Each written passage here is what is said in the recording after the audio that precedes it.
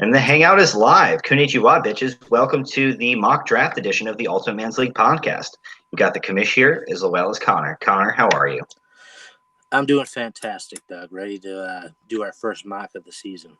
It's exciting stuff. I know these are some of the more popular shows that we do every year. We're going to get through as much as we can. I think we've got Connor until about 9 Eastern or so today. I don't know if we'll go that long, but we'll see. Please keep your questions coming in the Facebook chat. If you have any questions, or if you're watching, let us know too. We want to know that people are in the room. Ask more questions. We got one question, I think. Yeah, nothing good. One real one. Except for Steve, on one hand telling us, yeah, questions are tough because it makes you give up your draft strategy, and then asking us for our top available players. So I'm not sure what Steve's angle is. But Connor, anything you want to add before we get into the news? No. All right. So let's get into the news here. First thing I have is longtime Broncos owner Pat Bowlen died at the age of 75. Most notably was a mentor to John Elway in those late 90s teams that won Super Bowls. Anything you want to touch on? Anything you'll remember about the Broncos under Pat Bowlen in the last 20 or so years? Not so much on him, but more so on what Elway's impact with the Broncos is going to be. He already had a huge kind of foothold in everything Broncos. I'm sure with a switch in owner, he'll probably be even more integrated into that. Yeah, for sure. Definitely a huge it's basically Elway's organization now, if it wasn't before, for sure. The Browns had some drama go on over the last week or so. Duke Johnson is the aggrieved running back there. They signed Kareem Hunt, and he pretty much ever since then said he wants out. And Baker Mayfield basically said, good riddance, leading some Browns veteran leaders to go and tell him, it's like, you keep your mouth shut about some other man's money. What is your opinion on this? Does this kind of confirm what people like Colin Cowherd said about Baker Mayfield? Colin Cowherd probably wet himself when he heard about this, being a little immature. Or do you think this is, he's a second-year player, he's going to say some stupid stuff sometimes, and you'll be concerned about it in 5 years? Or is this signs of bigger concern? Well, I think a big part of what you just said there was he's a second-year player who has a mouth, and the Browns are continuing to make this drama revolving around a player go on longer than it has to have had. They could have traded him by now. They could have actually done something with him, made him happy, and they haven't done so. And I think that's a huge, you talk about Mayfield being immature. I think that shows the organization is still immature, and they should have handled that by now. And you're just leading to more and more drama because of your own fault. So I think it's just showing that, yes, there's a ton of talent and there's great things going on there, but maybe the organization is still the same Browns organization it always has been, and it could be trouble. Yeah, I have zero confidence that the Browns can handle a situation like this well. Who knows? Maybe I'll be wrong. Longtime Minnesota Vikings tight end Kyle Rudolph had been the subject of trade rumors recently, but those can pretty much be put to bed at this point. He signs a new 4-year contract extension, making him one of the highest paid tight ends in the league. What does this mean for the Vikings, for Rudolph, and most importantly, can you still draft Irv Smith in the UML in 2019? Well, as I was going to say, I thank God our draft hasn't happened yet, because anybody who took Irv Smith is going to be super disappointed. I think that they're probably thinking in their heads, okay, we'll do 2 tight end sets, a lot of them. And, Kirk Cousins loves the tight end anyway, so I'm sure that's what they're thinking. Whether that'll be the best route or not, maybe they kind of could have taken somebody else with that pick now, looking back at it and having paid him so much. But I think it's definitely a win for Rudolph. Well, actually, I'd say probably a loss if he was going to go to the Patriots, but I'd say it's still a win for him for money-wise, and he's still going to have this security. I think the money really shows that they believe in him still, and he's still pretty young. I think it's bad for Irv Smith, and I think it's overall, though, still good for the Vikings. There's nothing wrong with having 2 awesome tight ends. Yeah, Kyle Rudolph turns 30 this November, so definitely not too old to play tight end. I mean, Jason Witten's still playing, right? Jeez, yeah. But I think for Irv Smith, can you draft him, or is he a late round target only now? Yeah, he's definitely way, way down in the stock now. And that with the Chris Herndon news of him getting suspended 2 games, the tight end pool is just getting thinner and thinner. And yeah, I think he's almost undraftable if you really love him. And Kyle Rudolph has had injuries in the past, so maybe he gets hurt this year and Irv Smith suddenly steps into it. And sometimes money doesn't mean everything. And if he really outplays him, he could have more of a role in the coming years. But it definitely, dynasty-wise, takes a huge hit. Yeah, for sure. Washington Redskins head coach Jay Gruden came out and said that Dwayne Haskins has looked good in OTAs and deserves a chance to start. Do we care, or is that just coach speak? I think it shows that he's definitely not getting benched, which is a little bit more hopefulness than some people may have thought already. I don't think it means much at all, but at least we know he's in the mix. Yeah, it's Case Keenum, it's Colt McCoy. Those guys have been in the NFL for a while, right? So if he can beat them out, then he's looking pretty good. But if he can't and stays on the bench the whole season, there would be cause for concern in Washington. But I don't necessarily expect him to beat out Case Keenum in camp, but I do expect him to play at some point this season. And honestly, for dynasty purposes, if you take him at a later round pick, you may not want him to play yet anyway. With the state of what Washington's in, they're not really helping him too much. They don't have a whole lot of weapons. They do have a decent offensive line, which is good, but they don't have a whole lot of weapons. You touched on Chris Herndon, Jets tight end, suspended 2 games. Just pushes him down the draft board a little bit. Chiefs running back Damian Williams was named the starter. Do you care? Knowing that Reed likes one running back a little bit, but it's still really early. Anything could happen. We haven't really gotten to – nobody's really worn pads yet, so we don't really know what's going to happen. But, if he's the one for the system, that system profits, and, yeah, he's the guy to get if he's the guy. Yeah, for sure. Questions that we had, I believe Tim had asked who are the top-ranked running backs. Tim, I think we'll kind of get into that in the mock draft a little bit. Especially the second part of your question, who is going to be available in the second and third rounds. You'll see who goes with those picks, I think. That'll answer that question pretty. Yeah, it'll be a lot of running backs early and often, so you'll see pretty much all that's worth it go with our mock. Cool. I'm going to go ahead and turn on my screen share and get on over to the mock draft kit. So if you joined us for these before, which I would imagine would be just about everybody except Bugby, who's maybe not listening. We're going to alternate. I'll go first. We'll do the picks and talk a little bit about why we made that pick for that team in that spot. Connor, anything you want to add before we get started? No, let's get into it. All right. Kevin traded a bunch of stuff to move up to that number 1 spot with Connor.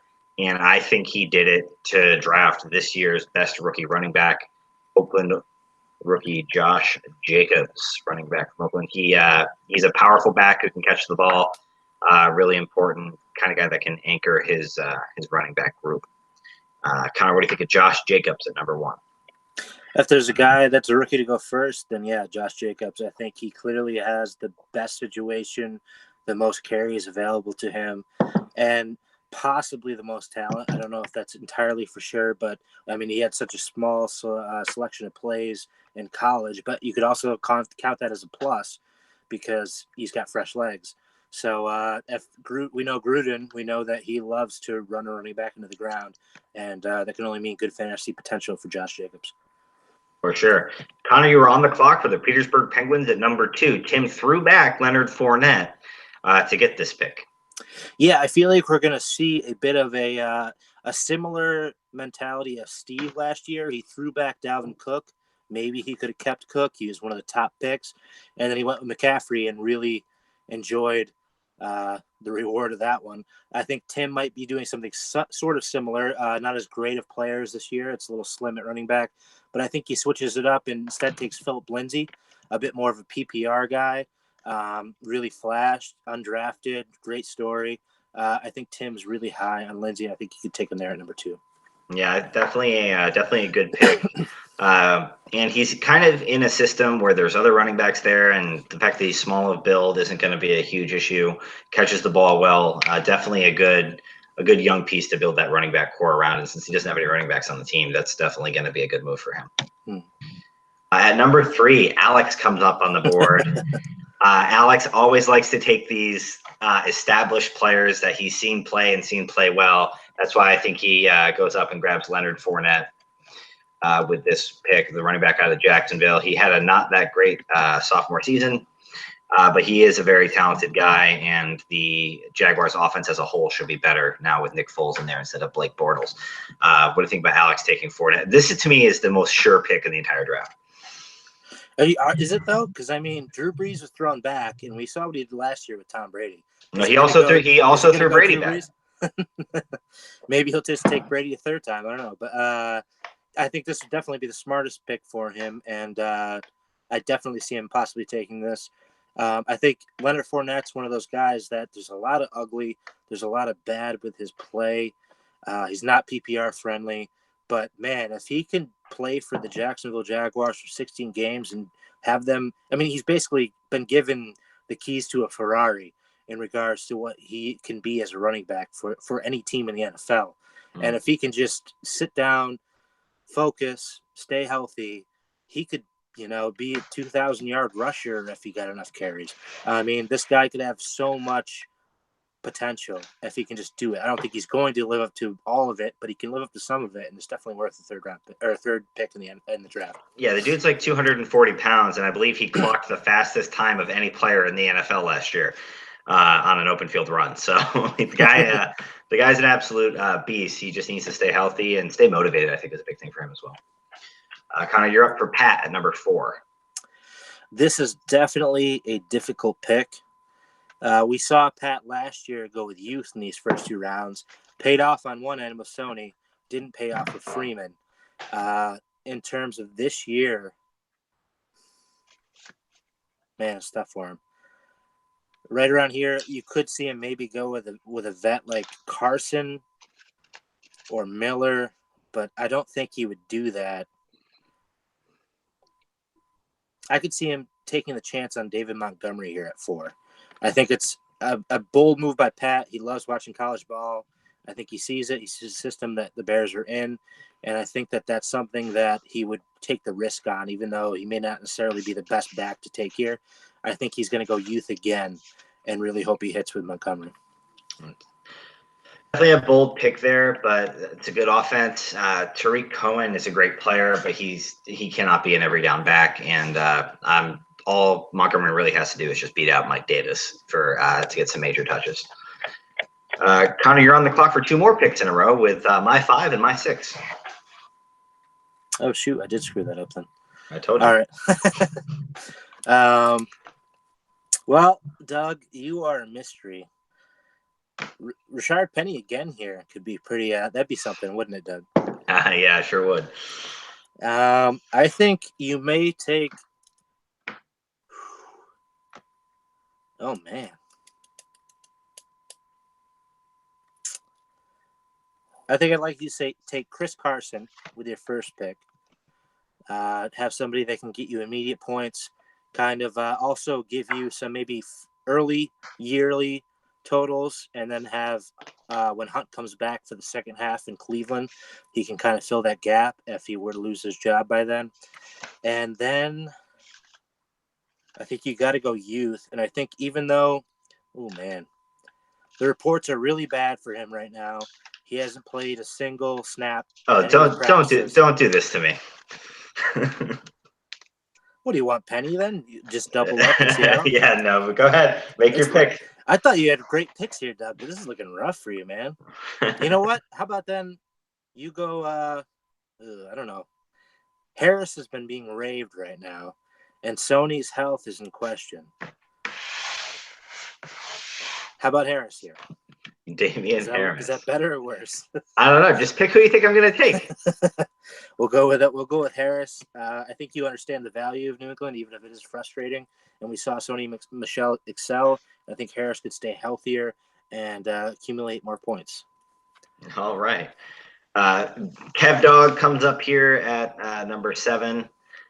He's got some ancillary running backs here. I think he still needs to improve at that position. He's going to go ahead and take Chief star running back Damian Williams. Oh my God! I would have given him to you. I didn't realize he was still available. Why did I assume he was taken already? Should I go back? I can go back. It is pretty bad for you.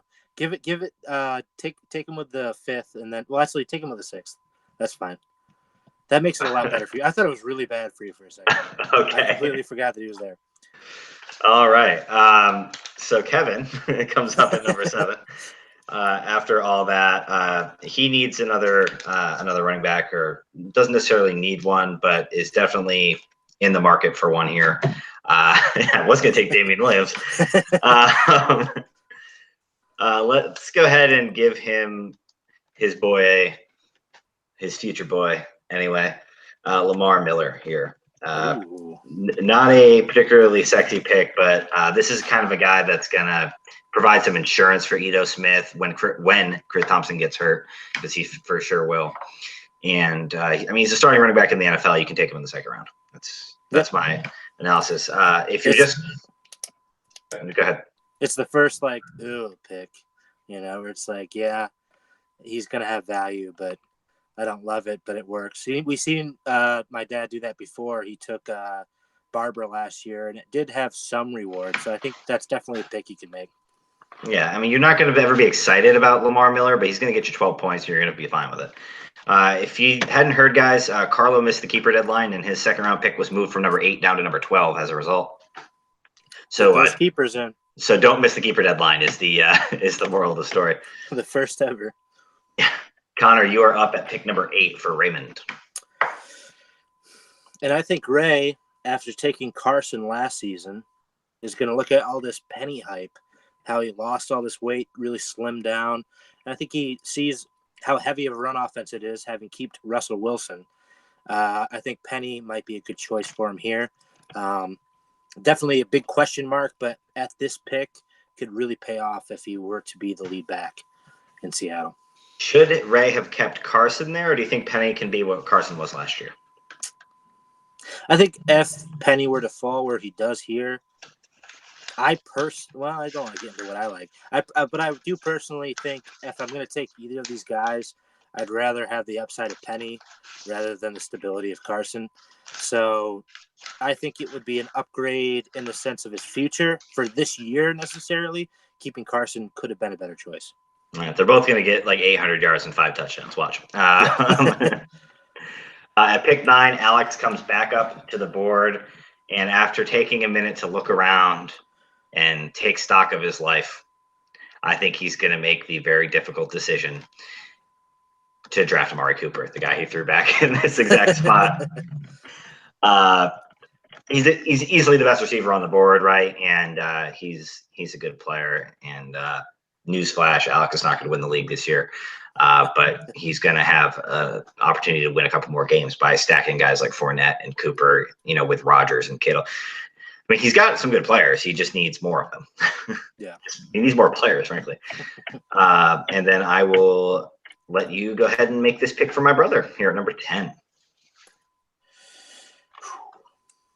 And definitely needs another running back. He definitely does. And I think your brother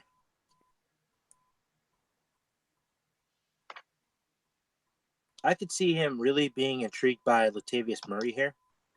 I think he'd love the fact that he's in the New Orleans offense. He saw what Ingram could do in that offense. I think he's a more sure player, something you can depend on and know he's going to get some carries. I think that he'd rather take that necessarily than a rookie at this point. So I'm going to go with Murray.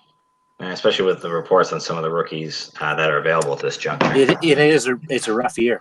It's a rough year for rookie running backs. Yeah.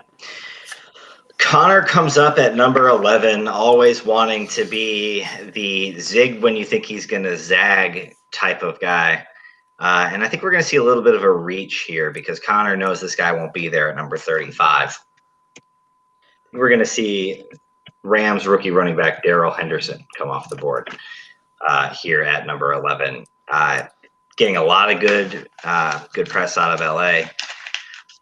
that Todd Gurley situation is really murky, and I think we're going to see Darrell Henderson. There's been comparisons that he could be the Rams Alvin Kamara. So let's put old Henderson there with Connor a little earlier than you might think he would go, but I think that's a good spot for him. But Doug, you know I'm a quarterback like Drew Brees or Tom Brady away from putting up 200 points a game and dominating the season again, right? Yeah, you're not taking a quarterback at number 11. Nice try. Not going to happen. What is Carlo going to take at number 12? Well, running back, because year after year I tell him how stupid it is to have OBJ in your first round. But does he ever listen? No. So He kept Josh Doctson. Wow. I think he wants to go young, and I think he is the guy to go for Sanders. But a lot of bad reports. When time comes, I think he'll be okay, though. And I think he's one of the more talented guys still available and in one of the better teams to play for. So I think he'll take Sanders there. All right. Miles Sanders comes off the board at number 12. And then I am up once again for my brother here to pick, who still needs a running back. He's going to come up to the plate. He's going to really need to do something that's going to make him relevant this season. He doesn't want to be the toilet seat again. If you guys didn't know, Tim is the toilet seat, which means he's the worst, the toilet seat. So he's going to need to do something to just solidify this roster. And I think Peyton Barber out of Tampa Bay is the guy here.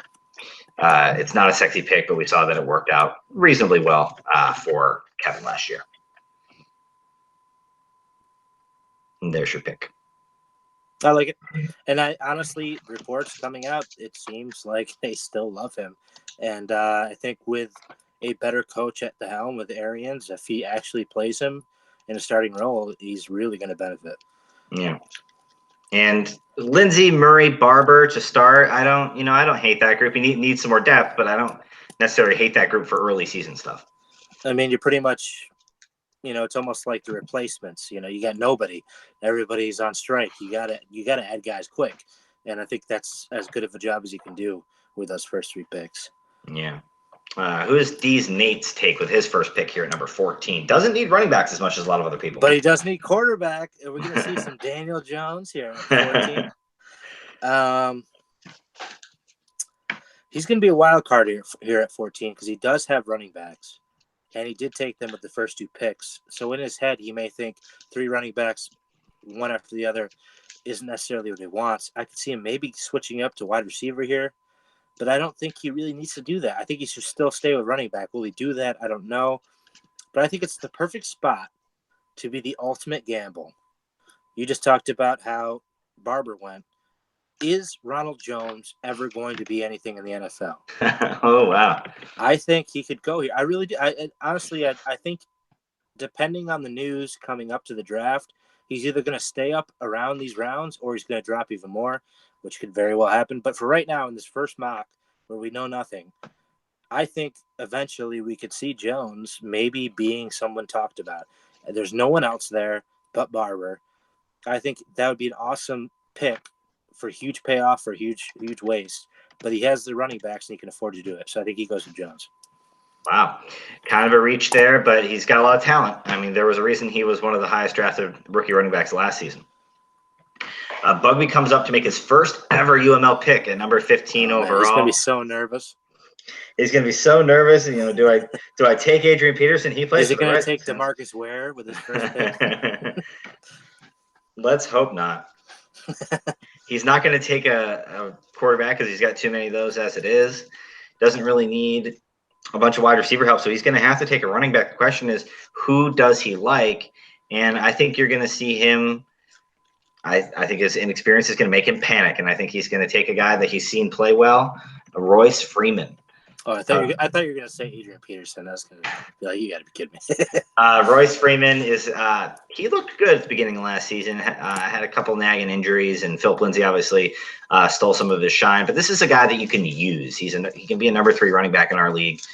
As a rotation with a couple other guys that you pick up in free agency or later in the draft. I still think Royce Freeman can play, and he can help Bugby out at the running back position. Yeah, I agree. I think, it's hard for him because of Lindsey, but he really isn't that bad of a player. And if he gets the opportunity, Lindsey's shown that he is a little bit injury prone. He's also had attitude problems. He's been suspended a game for punching someone on the field. So you never know. I think Freeman's definitely a valuable pick. I think it was just because of where he was taken last year. People are very salty on him. I think that he's still a valuable player, and I think it's a good pick there. Yeah. Who comes up next? It's Team Man Bear Pig to make his 16th pick of the draft. And with the recent trade for A.J. Green, along with Landry, Adams, and Callaway, he's definitely not going wide receiver. And he also has Allen and Goff, so he's definitely going to go running back here, even though it's really starting to get thin.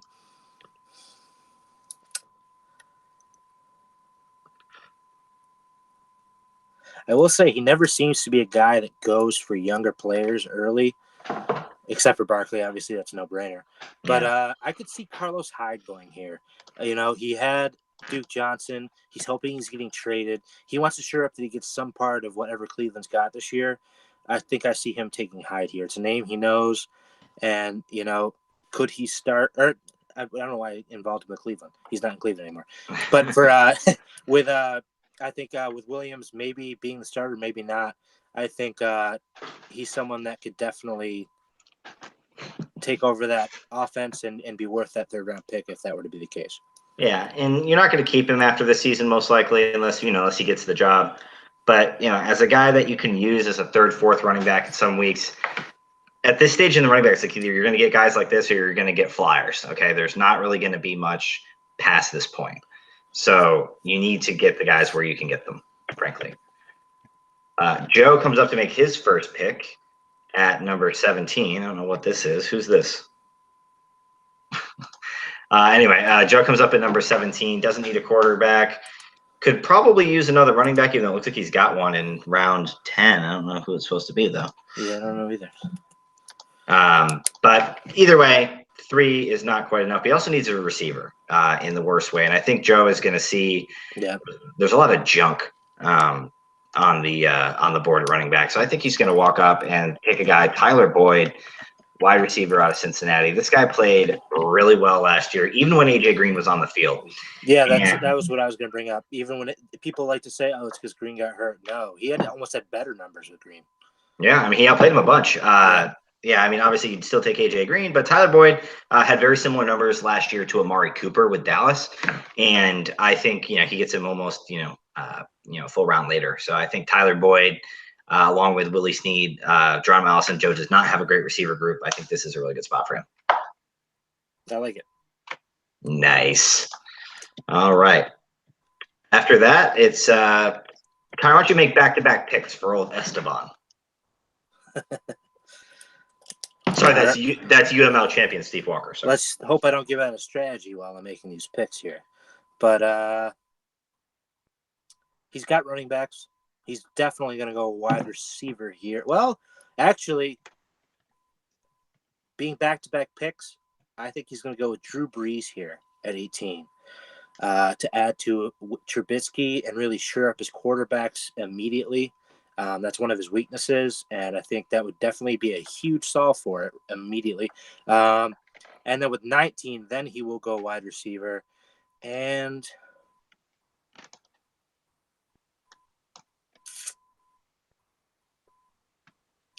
being that he has Juju, he's in a tough mark because you can either go with youth and hope it works out and know you have Juju, or you could really bolster what you already have.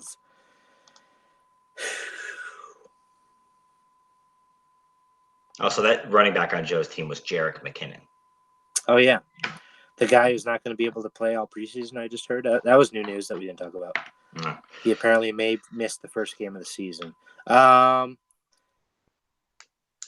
He could go rookie here, but I think it's still a little too early. Is somebody – I don't think he'd go the Corey Davis route either, though. How about Christian Kirk here? The guy that Ray did not keep. Yes. I think – and, sitting at Ray's table, nothing will make him happier than smiling over at Ray and saying, I'm taking Christian Kirk. And it's a good type of player. I think he's going to catch a lot of balls in this offense, and that's the kind of player he needs. He's obviously got Juju as number one. Allen Robinson's a little hit or miss just with the way that offense is. So I think a nice chain mover like Christian Kirk could really help him. It's a really good, really make his wide receivers more consistent on a week-to-week basis with Kirk. Double Dog Hemian comes back up at number 20. Boy. And he's got his running backs. He's got his wide receivers. He's got his quarterbacks. He's got his tight ends. He can really go best player available here. But those receivers are getting old, my dude. So he's going to go ahead and take a big play receiver in Robbie Anderson from the New York Jets. Robbie Anderson was an absolute stud at the end of last season, and now there's actually some other players on the offense that can take some coverage away from him. I think Robbie Anderson is going to be a borderline wide receiver 2 this year, and at the very least, he can cover for Emmanuel Sanders early in the season. Yeah, I like it. Queef Wellington comes up at number 21, Connor. Still needs running backs. And I think with the aging of LaShawn McCoy and the need for youth, Singletary goes here. Evan Singletary beating Ray to the punch, I see. Well, that's another good way to get the pick in faster, too. I just think it could be a good changing of the guard. I think with what's available, it's not the greatest pick, but it's definitely – I mean, maybe he could have gone with Harris there, but I don't mind that he would take Singletary there. It's a bit of a reach, though. Great. Also, caught an interview with Mr. Singletary, and apparently he is really latched on to Frank Gore as a mentor, which is good, by the way. Definitely. Hang around Frank Gore. Watch LaShawn McCoy how he plays, but hang around Frank Gore to learn how to be a professional. Well, in a way, I feel like McCoy watched Frank Gore too. Yeah, that's true. The old man is the last guy to make his first pick. Comes up at number 22. He's pretty set at receiver. He's okay at running back. Does he take a quarterback here? That's not really his MO to take a quarterback this high. He's going to find a running back to fall in love with. The only question is who's it going to be. It's just not a good time to take one. Your boy Damian Harris is still on the board, and he's going to go ahead and lock into that spot right there. That'd be a really great value for him there with this first pick. Yeah, he's it's kind of an enigma. What's he going to be? But as is every New England running back ever. Yeah. But it helps bolster a group that could use another body in there that is going to play. By the way, Damian Harris can play. He's a good player, and he'll get on the field. He started over Jacobs most of the years. Yeah, that's true. So Damian Harris there is it's a pretty Doug Senior kind of pick too, I think. Yeah. Moving on, we have Team Manbear pick number 23 overall. Grab Carlos Hyde with that first pick. What does he do here?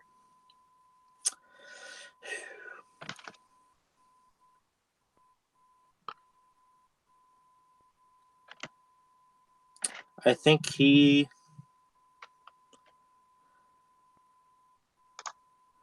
goes for another familiar name and really – no, I'm not going to do that to him.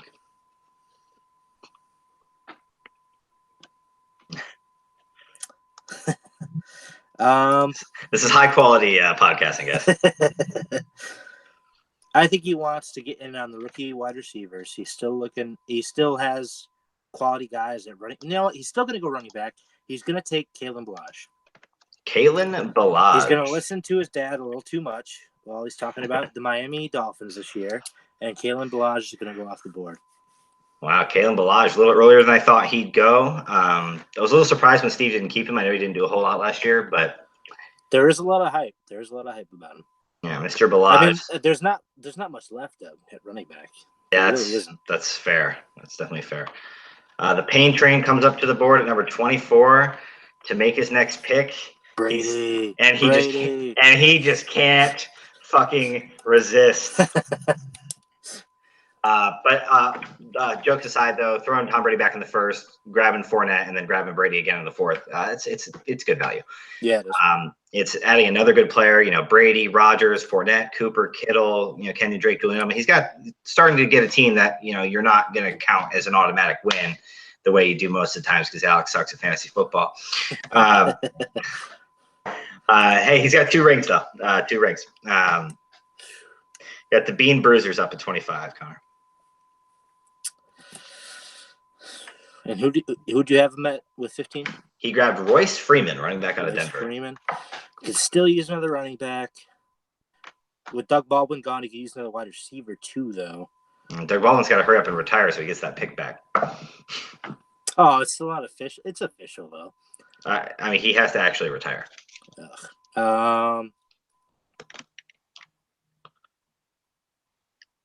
I think Bugby will want to spice up the league. No, I'm not going to do that either. Oh, he's going to spice it up. You know what? He is. No, he's not going to be the first rookie wide receiver. I'm sorry. There's a lot. I mean, Corey Davis is still on the board. Yeah. You got Golden Tate, Deshaun Jackson, Michael Gallup. I'm going to go with Corey Davis just because he should have gone by now, but I feel like everybody's tired of his shit. Or not his shit necessarily, but Mariota shit. But it does give a nice quarterback wide receiver combo, and it would definitely fit. And then next year, Bugby can have his 4th and his 5th round picks back. So that'll be good. The number 26. My brother comes up. I think he's still looking for running backs at this point. I know it seems a little strange. The quarterbacks have started to go, but he can't really afford to be in that mix. How about Baltimore Ravens running back Gus Edwards? He's part of a committee this year, but he might be, he's the younger part of that committee. They've said he's the starter. That's bullshit. I don't believe it. But as in, he might be the first guy to take a snap. Sure. I don't know if he's going to lead the team in carries, but they're going to run the ball a shit ton in Baltimore, and Gus Edwards looked good doing it last year. I like it. Gus Edwards. And number 27, Joe comes up. Joe's up, and he took what? Tyler Boyd with that 3rd. Tyler Boyd. So he's definitely going to go running back here. He can't afford to not anymore. And I think he's going to look at the hype you just put out for Gus Edwards. He's going to say, well, I'm going to have a piece of that too. Just like with Indy last year with Carlo and I taking 2 of those guys back to back. I think he's going to take Hill here, Justice Hill, for the PPR value and hope that he has a big role to start the year. Justice Hill. It's one of our biggest reaches so far, but it's like you got to get talent. And this guy ran the fastest 40 of any running back. And good luck keep up with those Ravens. Joe. He's always like, I studied the manifest for the latest draft, and he thinks he's all hot shit. So he's gonna pull out something like Justice Hill. You trash, Joe.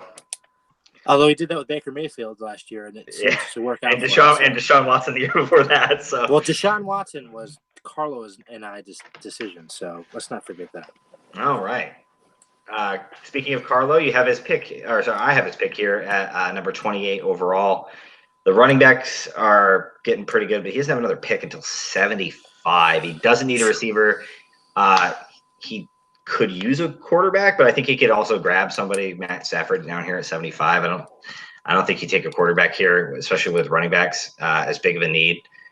I don't think he's going to feel good about it, but I think he's going to go ahead and grab himself some Adrian Peterson here. Oh, yeah.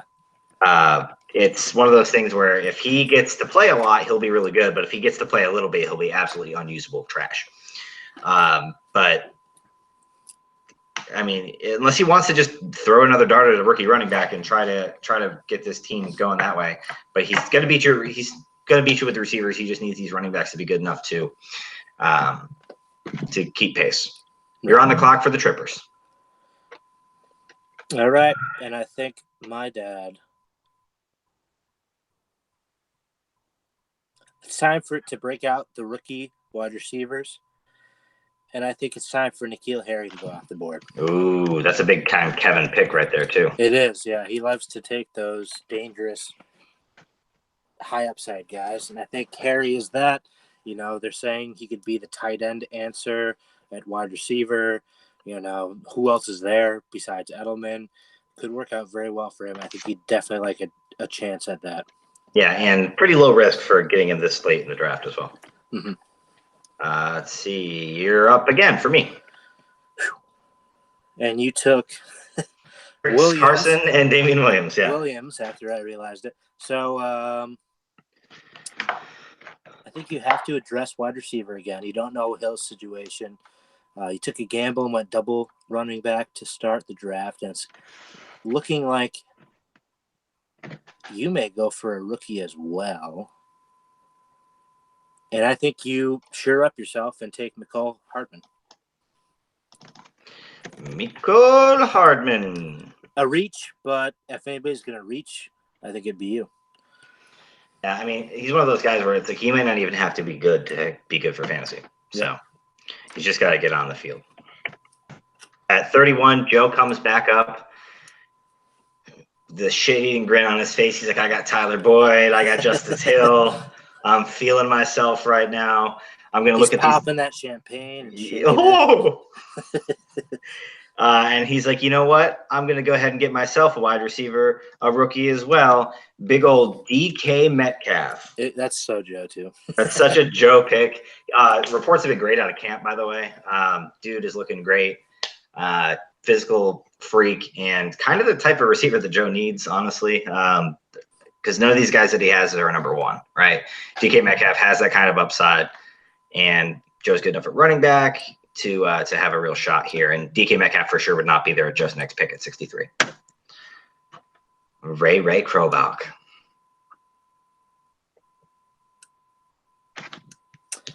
Ray's up. He still has a good hold on wide receiver. He's super upset that Singletary's gone right now.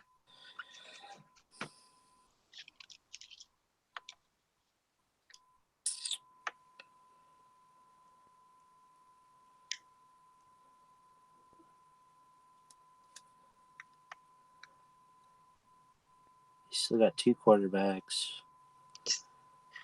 Okay, a receiver. He's pretty okay. I mean, he's got no tight end on his team. And I think he goes. Ray wouldn't go Greg Olsen route, I feel like. I think he would go with the Noah Fant route. And I think Fant will be that shocker of the tight end position to start the draft off for them. All right, which means the next 15 picks are all going to be tight end because that's how our draft goes every year. Team member pick comes up. He could also use a tight end, which is true. But I think he's gonna. I don't know, he doesn't really need a receiver at all. Yeah, I think honestly he will take a tight end. I think he's gonna grab our boy Greg Olsen here. Yes, I was gonna pick for that. I was gonna pick that for him the last pick, and I was like, it's too soon. But I'm happy it happened now. Yeah, it's totally what he would do. Yeah, and it's decent value. I think that's where you had him before you threw him back, Connor. So there's that. You're on the clock for Nate at 34. And he took what? Ronald Jones with that third round pick.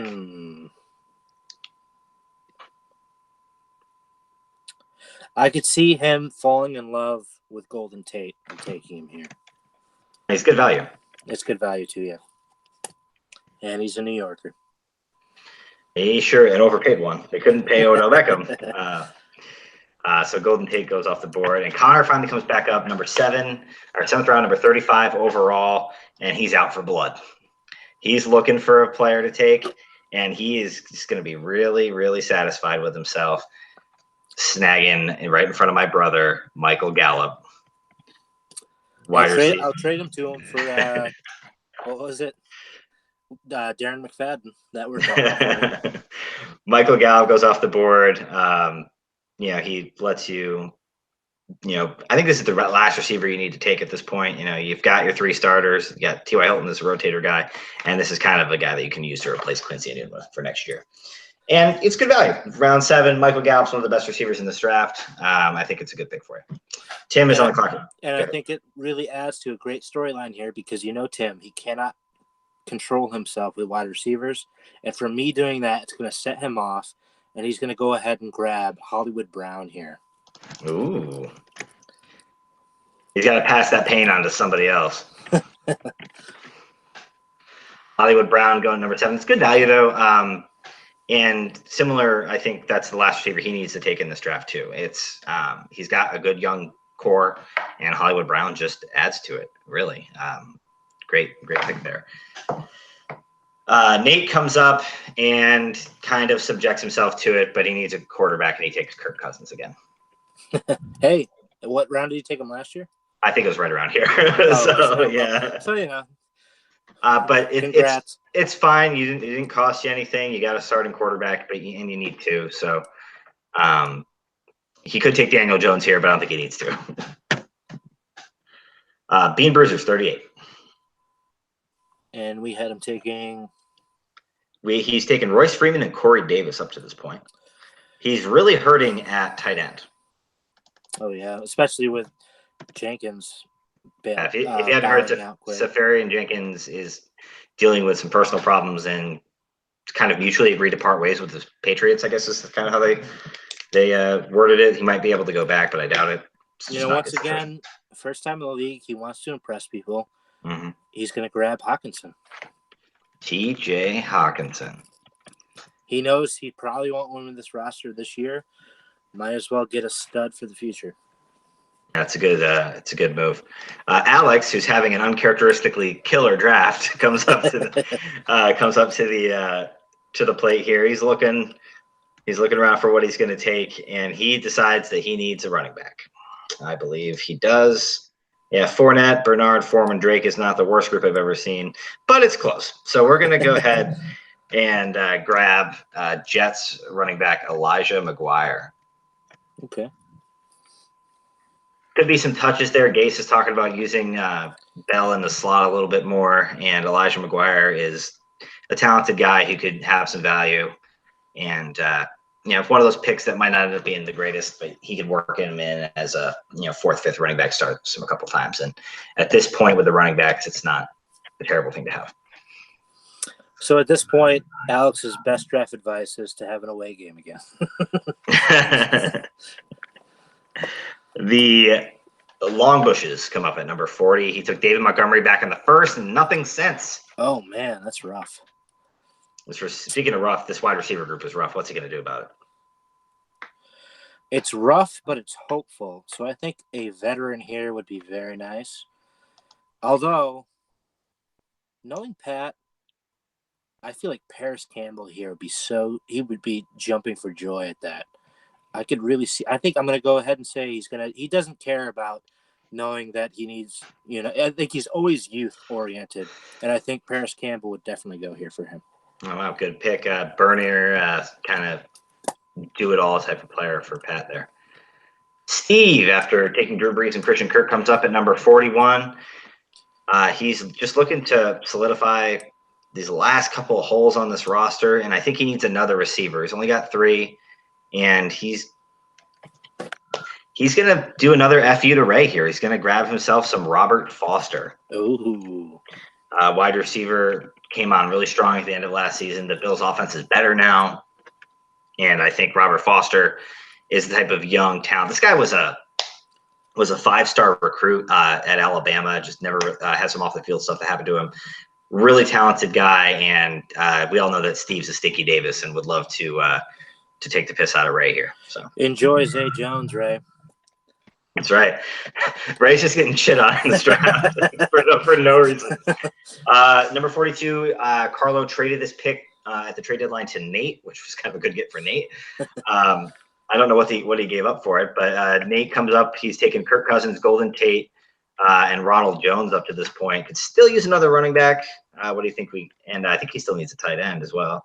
Vance McDonald, Hayden Hurst. What do you think here for Nate at 42 overall?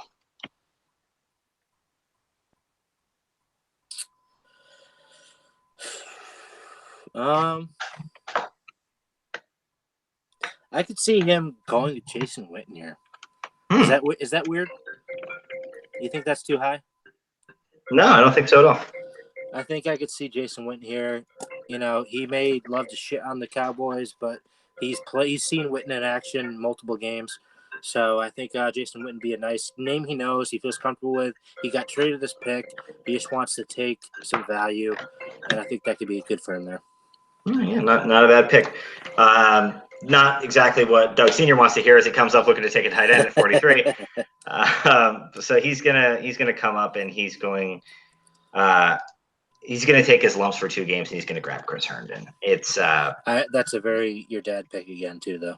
Like you're gonna have to start some bum at tight end anyway for a couple of games this season. Might as well do it at the beginning. Chris Herndon's a very talented guy, and the Jets offense is a lot better. He's gonna have a lot of red zone opportunity this season. I think this is a no-brainer pick. Pat comes up again at 44. Does he do another receiver, running back? He could use another tight end.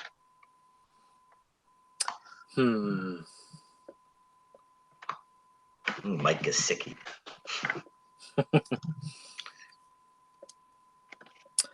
I think he will be very wary of his running back situation. And having owned, no, he won't do that. Nah. How about Jalen Richards here? Jalen Richard. Jalen Richard, I'm sorry. He pretty much owns all of Oakland. Why not make it official? Yeah, for sure. Jalen Richard caught a lot of passes. He led the Raiders in receptions last year. They didn't really have anybody else, but Jalen Richard did do that, and he's a useful player. He doesn't need to be – he's not going to be the best running back on Pat's team, but he doesn't need him to be either. Just depth. Yep. Paint Train comes up, and Alex decides he needs a tight end. And he's going to grab former Paint Train alum Ricky Seals-Jones. Nothing sexy, but it's a starting tight end for him. I think it's where he took him last year, too, actually. So, D's Nates comes up at 46. And what's his rundown again? He's done Ronald Jones, Golden Tate, Kirk Cousins, and then most recently Jason Witten in this same round, which is important because of the keepers. Right. So. Ooh, he should take another young tight end. But I don't think he would. No. Hurst, Witten, McDonald, that's his group going into the season. I think it'd be a really great time for him to just say, I'm going for the oldest players in the league. Alex has won 2 championships because of it, so I guess it can work sometimes. Larry Fitzgerald here. Larry Fitzgerald. Wide receiver, Arizona. Yeah, Larry Fitz is, he's a Hall of Famer, and this is the last receiver that Nate should take for sure. This just hammers home this group. This is the receivers that Nate goes into the season with. Larry Fitzgerald gives him some great depth. And I mean, Kupp and QT, who's been getting rave reviews out of camp. Deshaun Hamilton's a nice guy. Will Fuller, Sammy Watkins has a ton of opportunity. Anthony Miller has a ton of potential. This is a really great receiver group, I think. There's no star on it, but he's got a bunch of number 2s. Connor comes up at number 47. What do you got for me, Doug? I think we're looking at another running back here because that's what you do. I do well. That's true. You're going to look around. You're going to be smirking a little bit. Make direct eye contact with you as I go up to the podium. That's right. I think, God, there's no one. Shit. No, I thought there's so much value at receiver, though. I think we're going to see. Oh, Christ. There's nothing here. Oh, come on. There's an easy answer right now. I would be jumping for joy if this happens. I'm not. Not to give anything away. Am I missing? Well, not really, but just some more future potential for me. Where is it?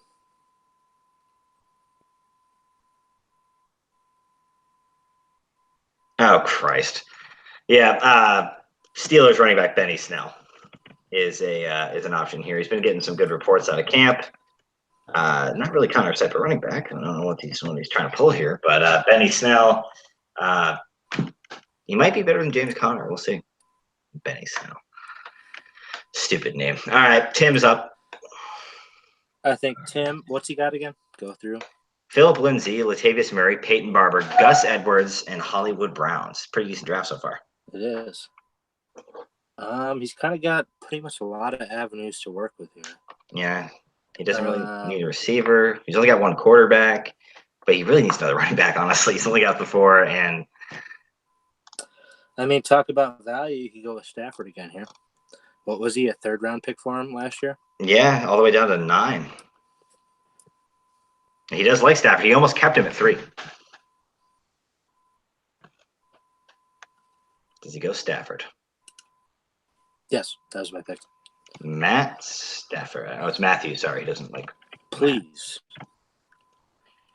Matthew Stafford. I mean, he's a starting NFL quarterback, and you get him around 9. You can actually probably keep him there next year too. Honestly, that's a pretty good pick. Bean Bruisers comes up, number 49 overall. He's gotten Royce Freeman, Corey Davis, and T.J. Hawkinson to help build out this roster, and he's going to be looking for a running back. He's going to take. Oh, it's you. Never mind. Sorry. Get out of here, you clown. I have the perfect pick though, so if you don't pick it, I'll be so upset. Who else he got on his team? Freeman, Gordon. Yeah, no, I don't know who the perfect pick is for this team right here. It has to do with his team he loves. Oh, yeah, you're right. Bryce Love, running back for Washington. Kind of going to redshirt the way that Darius Geis did last year, but Alex can wait. He's not gonna win the league this year. And getting a guy on his favorite team that's going to split time next season with guys is going to be a win for him. Well, and reports are not high for Geis. A lot of people thought next year, I mean, your dad included, drafting him last year, was assuming he'd be the guaranteed bona fide #1 starter, and they're really not talking him up at all. They really don't seem to be loving him so much anymore. Well, let's not forget, like Adrian Peterson looked pretty good, especially early last season. Yeah. If you're going to be the starting running back for the Redskins, Darius, guys, you got to go beat out Adrian Peterson, and he's not going to let you. So you're going to have to go win. And Adrian Peterson is a competitor; he's a Hall of Famer, and he had 1,000 yards last year. Okay, so let's not exactly crown Mr. Geis just yet. Confident Cookie Snatchers, number 50. He's taken Rashad Penny and Noah Fant to this point. A lot of good receivers on the board. There are. And I think there's been a lot of hype with him. Oh. I think it'd be Ray style a little bit. I think Deshaun Jackson here would be a very nice pick. Deshaun Jackson, one of the best deep threat receivers in NFL history. And now on a team that could really utilize him correctly. I mean, not that Tampa Bay didn't throw up a ton of points, but, I mean, we saw what he had with Fitzmagic compared to not Fitzmagic, and it wasn't as nice. Yeah, it's like if you had made me pick for this season only Deshaun Jackson versus Sterling Shepard, who's also on Ray's team, I'm probably taking Jackson. Yeah. He's old. He's a name you don't like, because you've been around for so long, but he's got some really good value. Yeah, nobody's going to ooh and ah when you draft Deshaun Jackson, right? But he is, when he finishes the season as the number 32 wide receiver, you're going to be okay with it. The Rampage come up at 51, and I think this is where we see it. We've seen him do it in the past. Kyler Murray, number 1 overall pick, quarterback for Arizona. Now, Kyler Murray has probably the widest range of outcomes for any player that, I guess since Lamar Jackson, but really the guy can flat out fly, but he's short and he's got a lot of young players around him and a rookie head coach that got fired from a Division I school. So, but at this point, we're here in the 9th round. I think that Kyler Murray can do some serious damage for. Well, and I love this pick because you saw my dad last year taking Lamar Jackson, and your dad specifically came out to him and goes, "Oh, that's a Kevin pick right there." I could tell he's a little jealous, I feel like.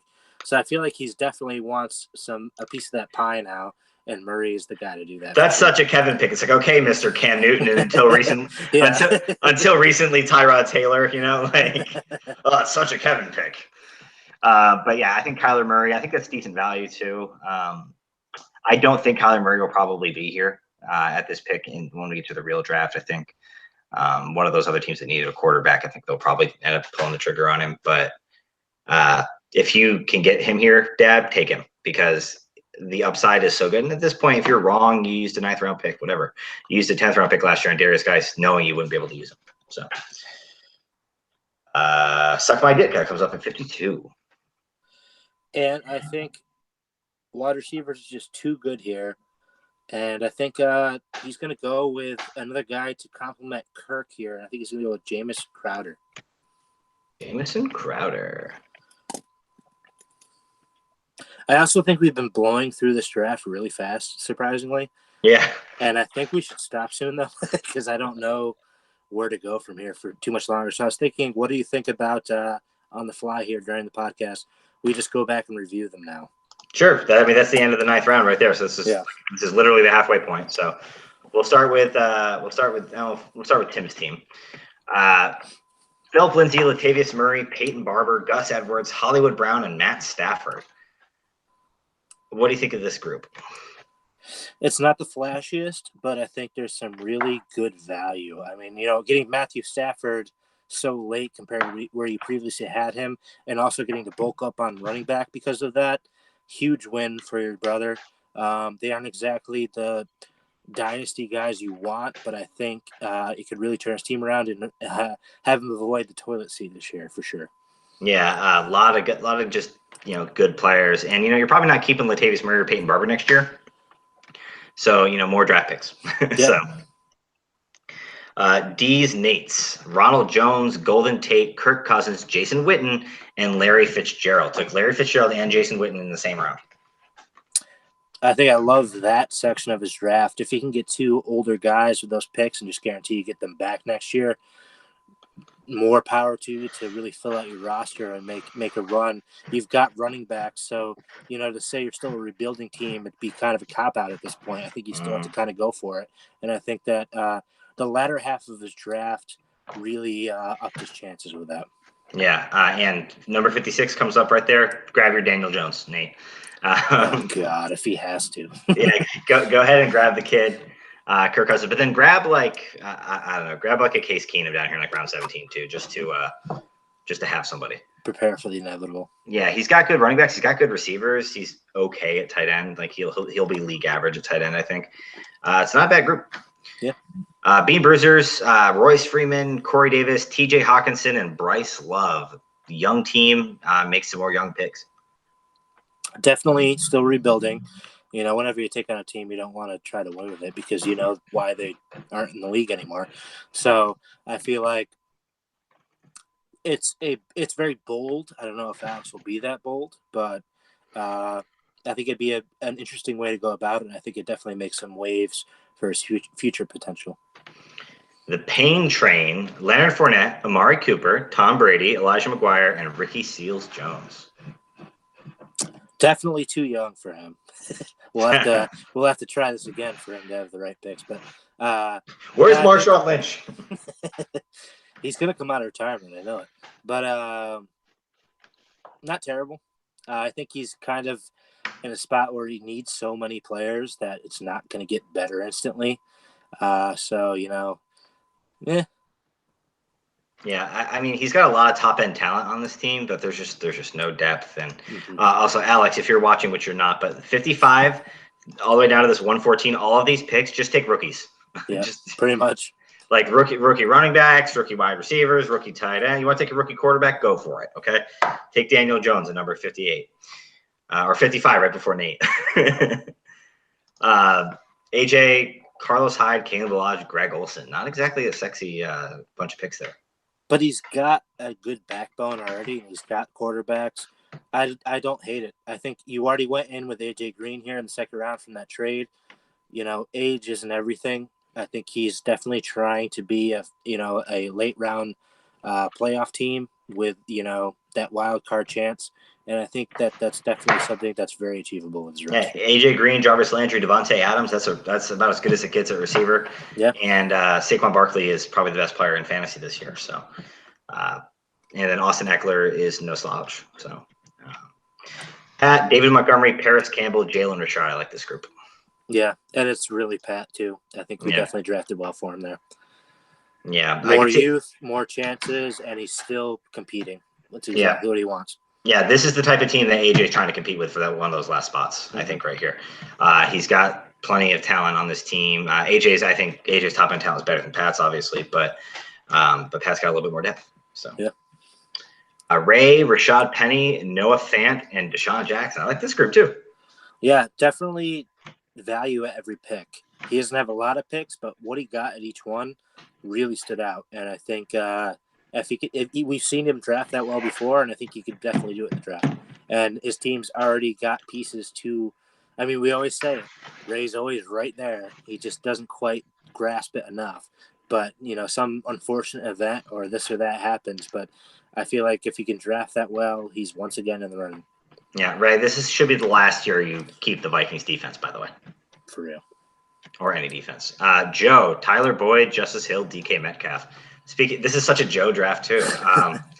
I like it though. There's definitely some huge talent there, and plus he got like one of those every week starters from Tyler Boyd. Absolutely, I like it. Rabbit College Rampage, Damian Harris, Chris Herndon, Kyler Murray. I kind of like this too. Yeah. Kyler Murray is a good player for to pair with Cam Newton. Or is he a bad player to pair with Cam Newton because of the injury concerns? I still like it for fantasy. I think because, Murray could be terrible and they could win no games, and he could still be a huge value. So I think it's more of a stylistic approach rather than necessarily what the team brings to the table. I think it's not a big deal. I like it still. Sure. And then we both like Harris and Herndon. So.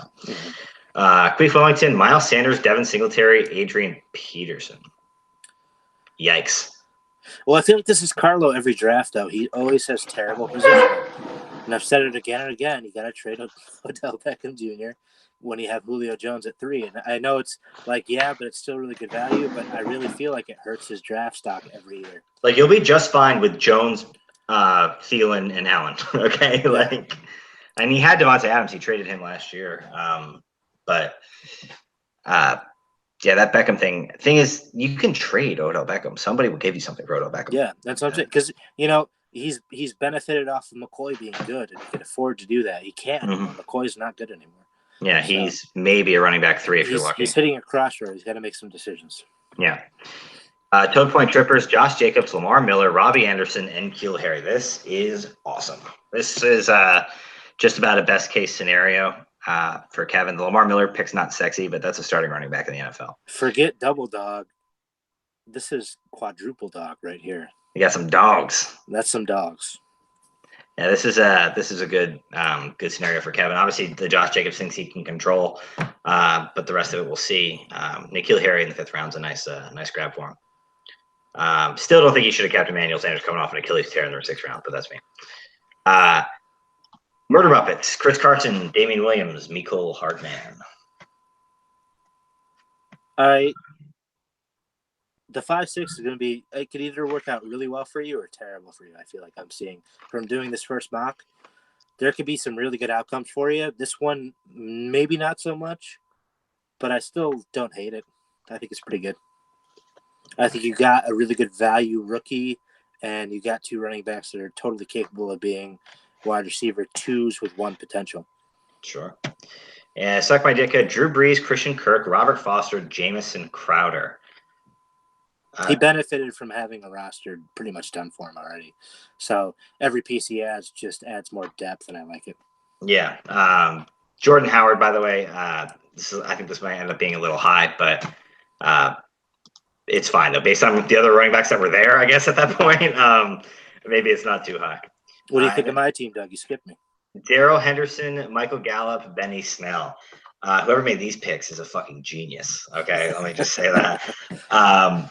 Yeah, I mean, good value, young talent on a team that's pretty much loaded for bear and ready to go. So, you can afford to take kind of some swings on guys like Darrell Henderson and Benny Snell more than other teams can. So I think that this is a good spot for you to be in. That will do it for the mock draft, guys. I'm going to go ahead and turn off this screen share. Connor, thanks so much for taking the time out on a Friday night to do this. Anything you want to mention before we shut her off? No, this is fun. Can't wait to do the next one. And everybody stay up on your news. Stay active in the league. wheel and deal before we get to the draft and during, and have fun. All right, cool. One piece of advice, guys: the Football Guys Draft Dominator app is out. It is available for $5 on both the iOS store and the Google Play Well, Store. it's not even that; it's free. It's free now. It's free now, as long as you don't get like the add-ins to make it better, which you kind of it basically makes you want that, but you can do it for free. Totally. No, well, then there you go. It's free. So go ahead and get that. It's the app that you've seen me sometimes and always Connor use at the draft. So it is it's very good. It's really good for our league, especially because there's a lot going on. You know, you're talking to people, people are drinking, people are getting up to eat, and there's picks going on. People are double dogging. Yeah, Kevin's over there just double dogging. So it's a great app to let you know who's available. Also, the fan draft software has been purchased again, and we're going to have 1-minute videos of most players that will be drafted. Hell yeah. So if anybody wants to help out with editing those, holla at your boy. And until next time, guys, thanks for watching, and konnichiwa, bitches.